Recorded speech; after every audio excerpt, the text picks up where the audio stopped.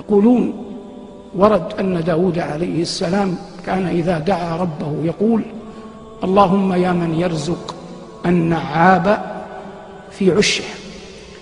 والنعاب فرخ الغراب، إذا فقس عن البيضة يكون كأنه شحمة أبيض، فينكره الغراب ويتركه لأنه لا يوافق لونه، فيسوق الله تكرما منه إليه البق، نوع من الدود، فيقف على منقار الفرخ الصغير يعجبه ريحة منقاره، فيلتقمه فيقتات منه حتى يحمم، يعني ينبت شعره فيسود، فإذا اسود شعره ألفه أبواه الغرابان وأقبل عليه وألقطاه الحب، ولا يقدر على تسخير هذا إلا الله.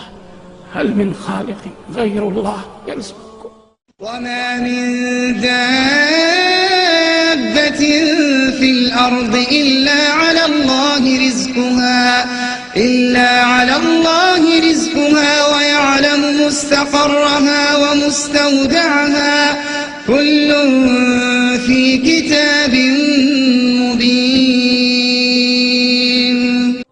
قال: من هذا الذي هو جند لكم ينصركم من دون الرحمن إن الكافرون إلا في غرور.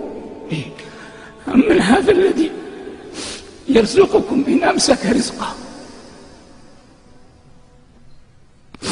اللهم لا تمسك عنا رزقك. قال: من هذا الذي يرزقكم إن أمسك رزقه بل لجوا في عتو ونفور.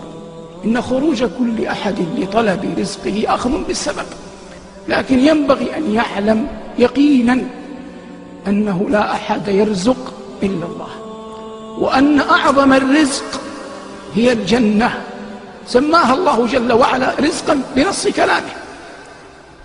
فكلما أعطيت شيئا من الدنيا أمل فيما هو أعظم، والله جل وعلا يسأل ما قل وما كثر، ما عظم وما حقر. وهو في بعض الأخبار أن الله قال لموسى: يا موسى سلني ملح عجينتك، سلني علف دابتك، سلني شسع نعلك. فكل شيء إنما يقع إذا أراد الواحد